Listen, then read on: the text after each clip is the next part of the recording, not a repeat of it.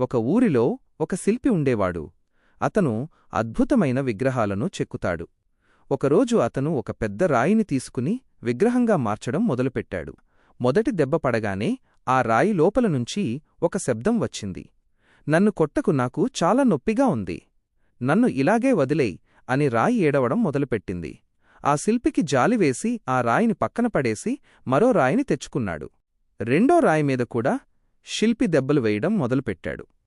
ఆ రాయి కూడా నొప్పిని అనుభవించింది, కాని అది ఒక్క మాట కూడా మాట్లాడలేదు.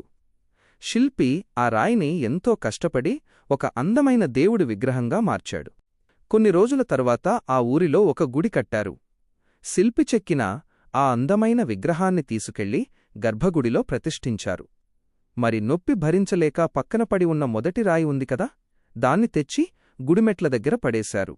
ఇప్పుడేమైందంటే, గుడికి వచ్చే భక్తులందరూ ఆ మొదటి రాయిమీద కాళ్లు పెట్టి తొక్కుతూ లోపలికి వెళ్లి నొప్పిని భరించిన రెండో రాయికి పూజలు చేయడం మొదలుపెట్టారు. అప్పుడు ఆ మొదటి రాయి ఏడుస్తూ రెండో రాయితో ఇలా అంది, "నువ్వు ఎంత అదృష్టవంతుడివి, అందరూ నీకు పూజలు చేస్తున్నారు" అని.